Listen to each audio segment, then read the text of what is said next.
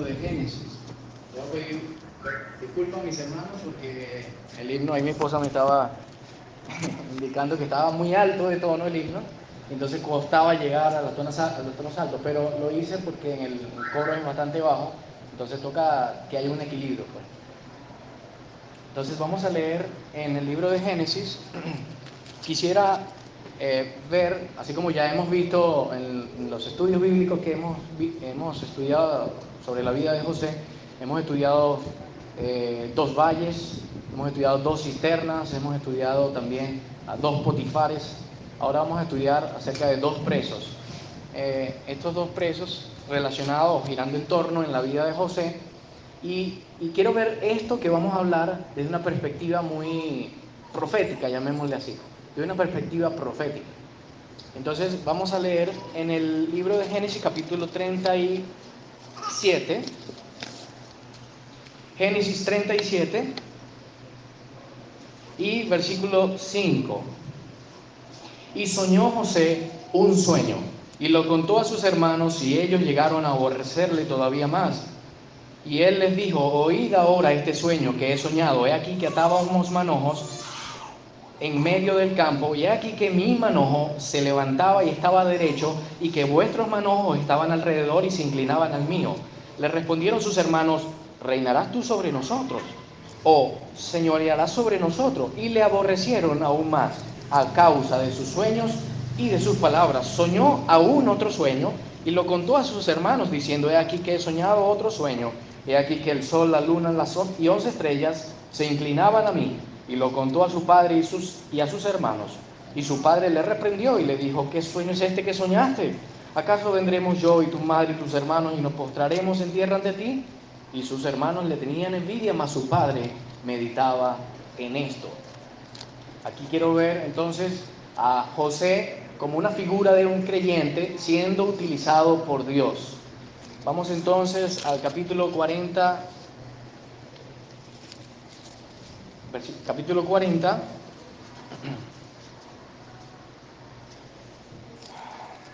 versículo 1. Aconteció después de estas cosas que el copero del rey de Egipto y el panadero delinquieron contra su señor el rey de Egipto.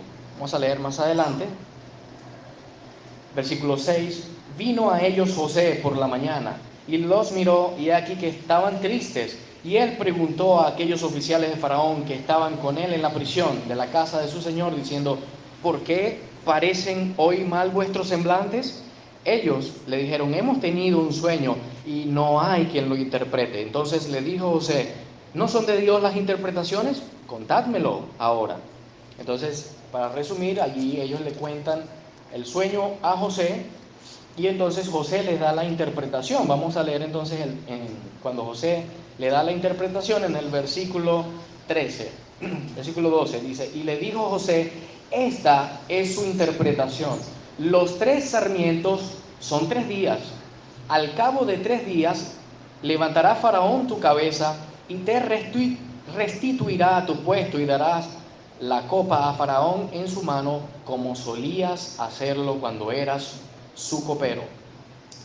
Más adelante, versículo 20, allí le interpreta al otro oficial allí y le dice: al tercer día, 19, al cabo de 3 días quitará Faraón tu cabeza de sobre ti, y te hará colgar en la horca, y las aves del cielo comerán tu carne de sobre ti. Entonces, ya nosotros encontramos en historia que esto se cumplió. Vamos a leer entonces en el capítulo 41 otro sueño. Entonces, capítulo 41, versículo 1, dice: aconteció que pasado 2 años tuvo Faraón un sueño. Quiero que tomen en cuenta este número acá: 2 años. Tuvo Faraón un sueño, y entonces relata el sueño. Para resumir, hermanos, relata el sueño, y eran las 7 vacas de feo aspecto que se devoraban a las 7 vacas de hermoso aspecto. De igual forma, las 7 espigas que se devoraban a las otras 7 espigas. Entonces, no hay quien lo interprete. Vamos al versículo, en el versículo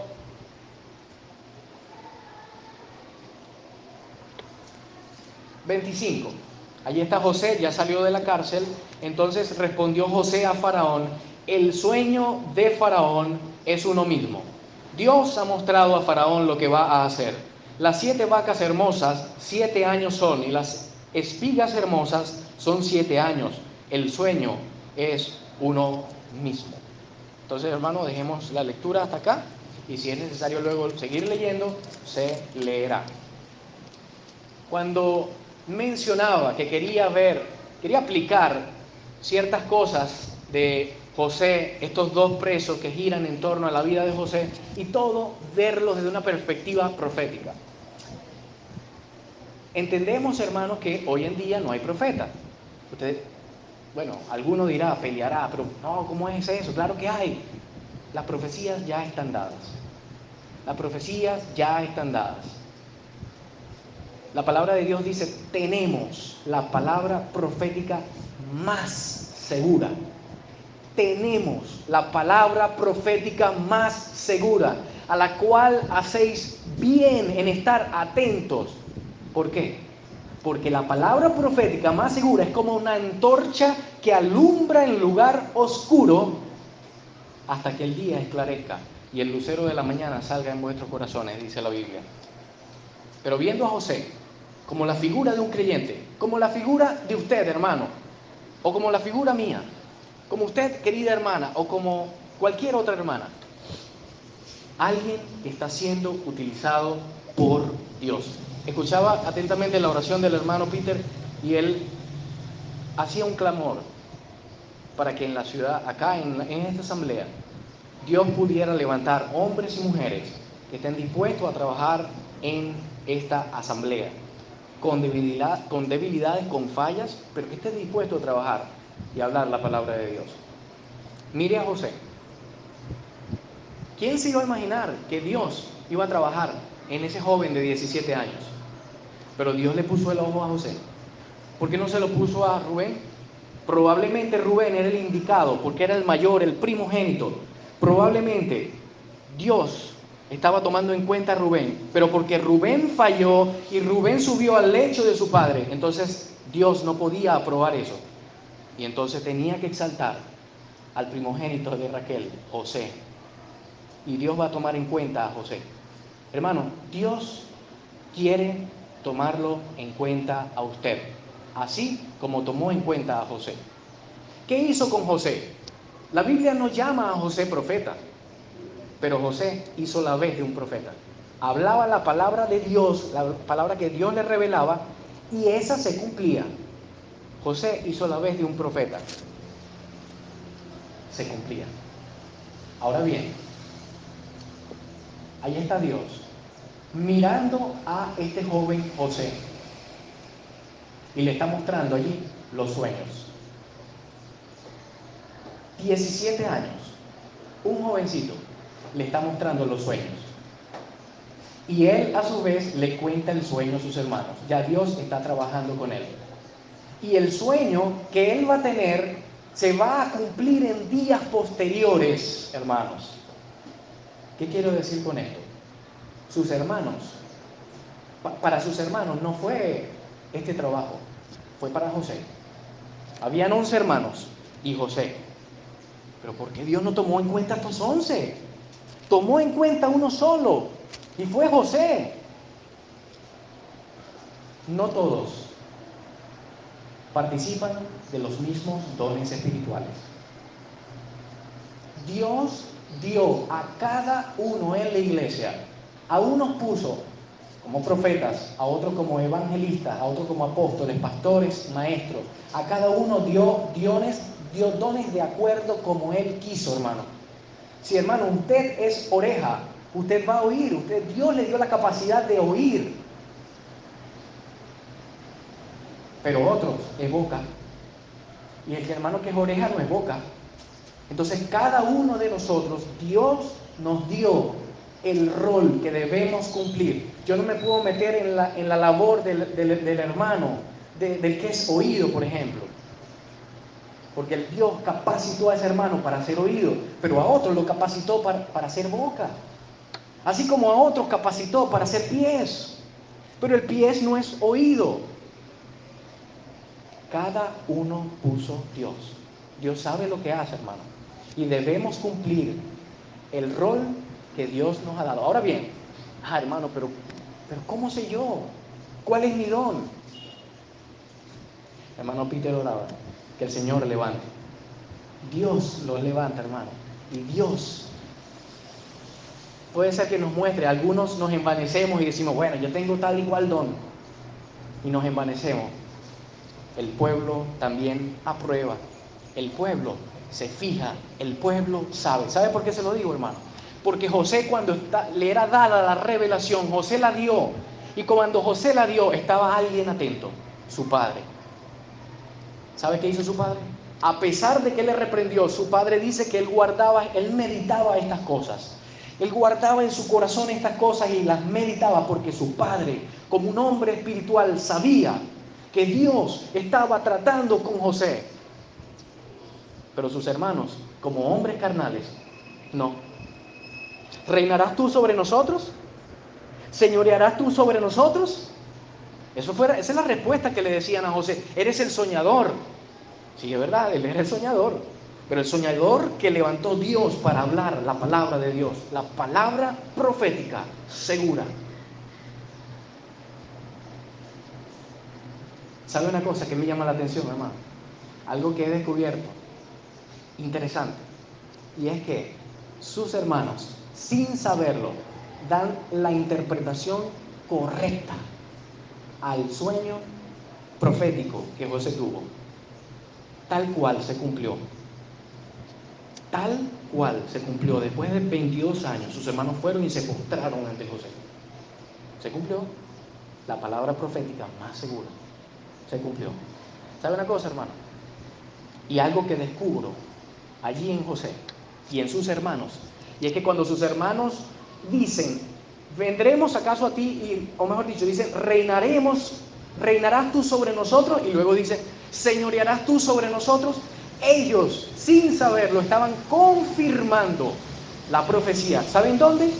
Porque la palabra señorearás y la palabra reinarás en el texto original se repite 2 veces. Allí es señorearás, mashal, reinarás, melech. Es como decir, afirmando 2 veces, señorearás sobre nosotros, o reinarás sobre nosotros. 2 significa confirmación.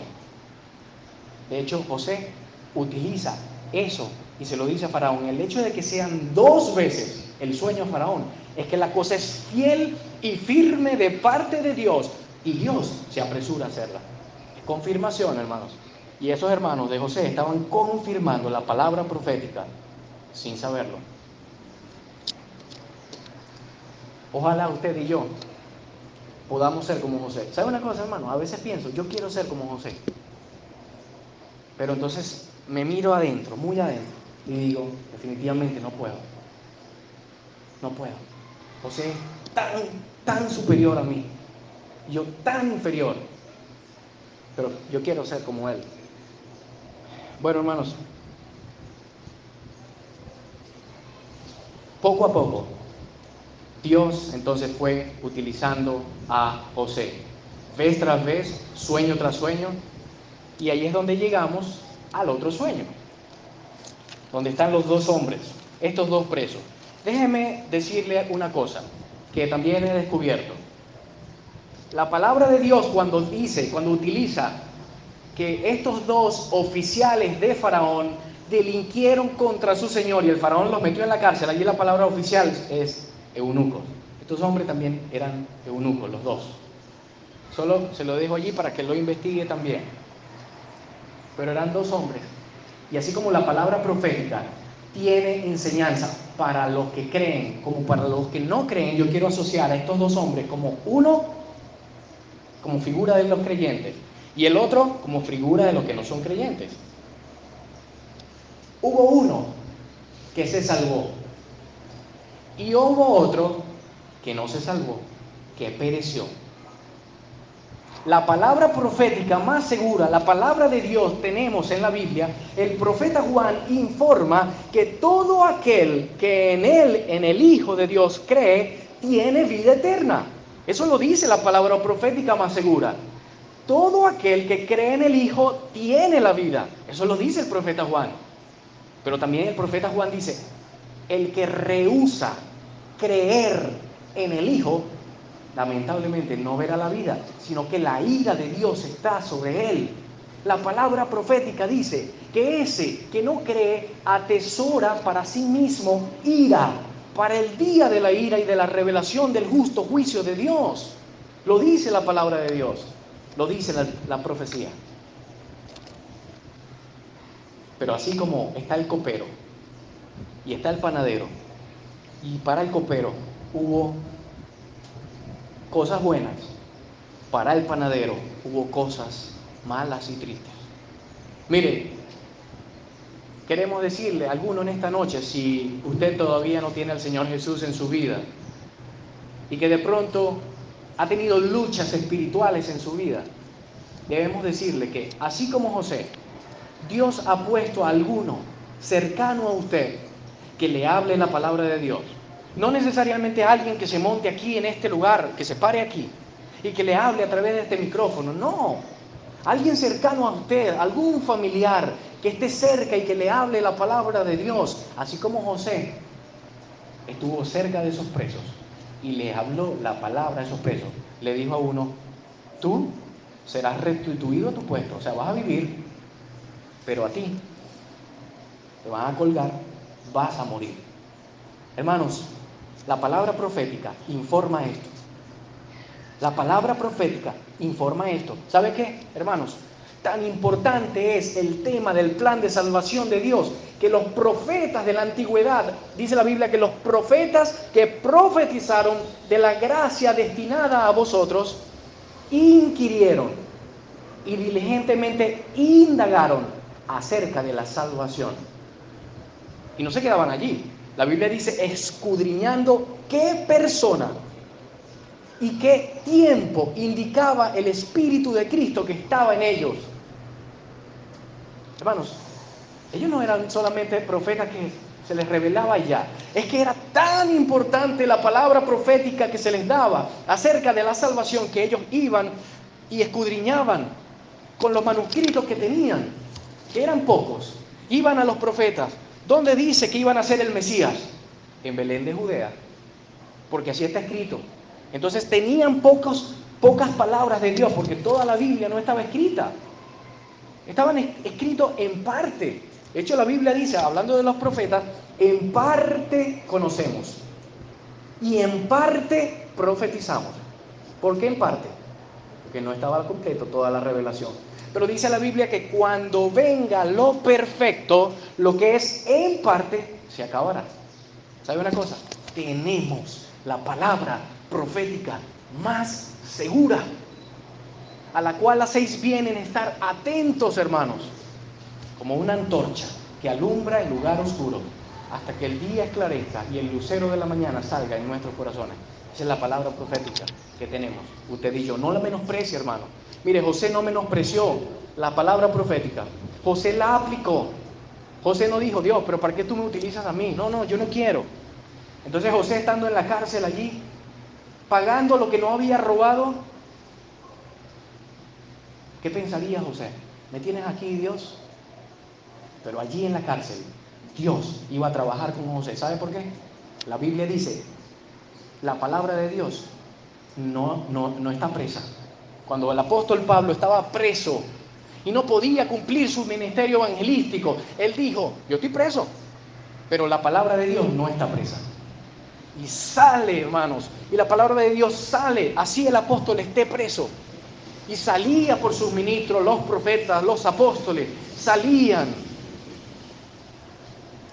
Y era dada a la nación, y muchos se convertían. La palabra profética no está presa. Pero hay algo más que quiero mencionar entonces, yéndome allá a la parte de Faraón.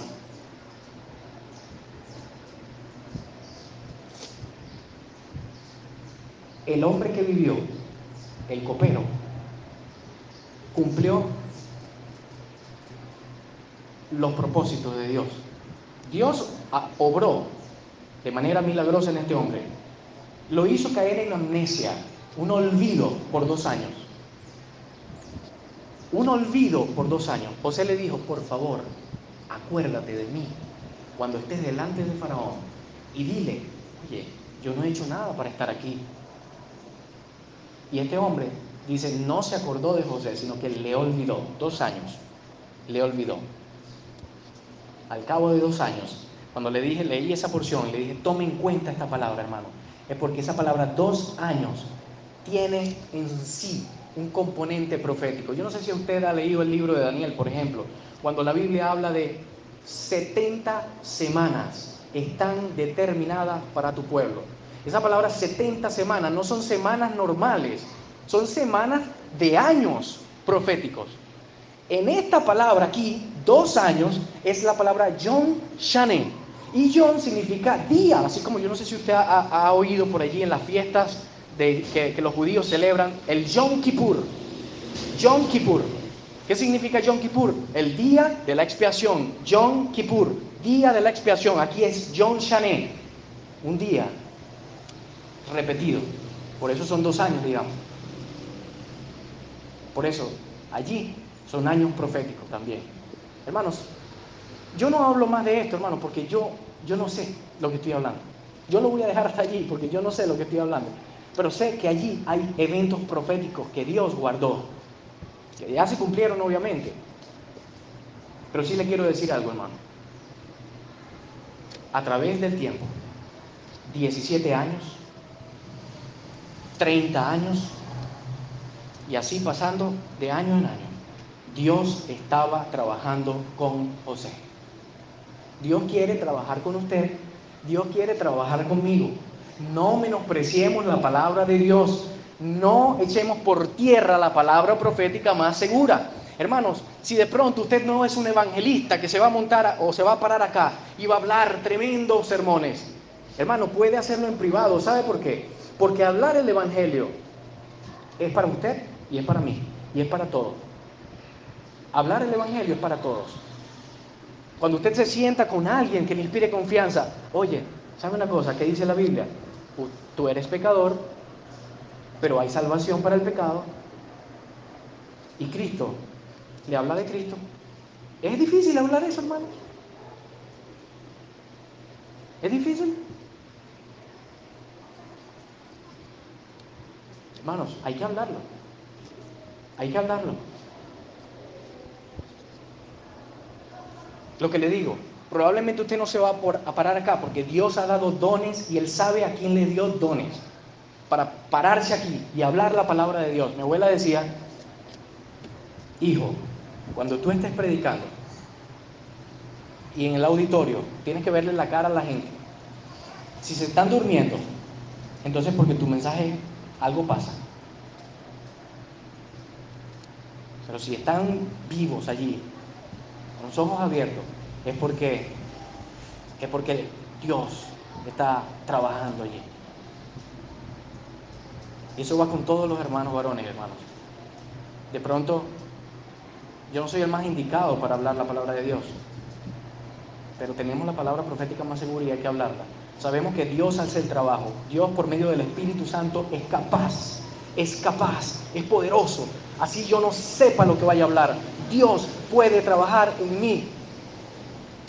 Pero yo tengo que entender también que de pronto no tengo el don de evangelista y no puedo tomar parte pública, pero puedo hablarle a uno en privado. Hermanos, seamos conscientes de las cosas, seamos sensatos, entendemos cuál es tu don, cuál es tu don, cuál es su don. Hermano, ¿ya sabes cuál es tu don? Debes saber cuál es tu don. ¿Cuál es? ¿Sé yo cuál es mi don? Entonces, Dios lo irá mostrando, hermanos. Con esto quiero dejar hasta acá, finalizar esta parte.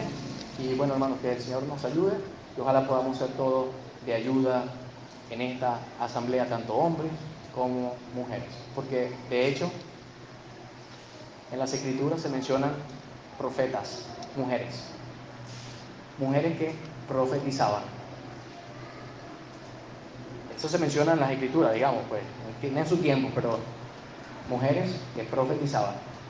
Este trabajo a veces no es solo para los hombres. Las mujeres también tienen la necesidad de hacerlo. Tienen la necesidad de hacerlo. Toca, de alguna manera, procurar hacerlo y cumplir. O sea, que el día en que Dios nos esté galardonando, ojalá el Señor nos diga: buen siervo y fiel, entra en el gozo de tu Señor. Oremos. Padre eterno, te agradecemos por tu palabra. Qué buena es. Nos reprende, nos redarguye, nos exhorta. Nos sentimos tan avergonzados a veces, Padre, porque no cumplimos lo que debemos cumplir. Y a veces cuando lo cumplimos, sentimos que somos tan pequeños, que no tenemos la capacidad de hacerlo. Mira el corazón de las hermanas y mira el corazón de cada hermano, porque necesitamos sabiduría de lo alto. La sabiduría que es primeramente pura, después pacífica. Padre, la sabiduría que es de lo alto. Te agradecemos, Padre, y oramos a ti porque tú eres el Padre que habita en lo alto y tú nos oyes y tú nos respondes de acuerdo sean nuestras necesidades espirituales. Te queremos, Padre, rogar por cada uno de los que estamos acá, por los hermanos y hermanas que crían hijos. Padre, ellos necesitan sabiduría para criar a sus hijos. Dales, Padre, el conocimiento necesario que viene de ti, porque tú eres el Padre perfecto. A nosotros como hijos, ayúdanos a obedecer en todo a nuestros padres, a no ser desobedientes, a no tomar el ejemplo de Caín, a no tomar el ejemplo de Adán, sino ser como tu Hijo, el Señor Jesucristo. Queremos que recibas las gracias por todo, por lo bueno que eres, por la ayuda que nos has dado en esta mañana, porque lo hacemos en el nombre del Señor Jesucristo. Amén. Amén.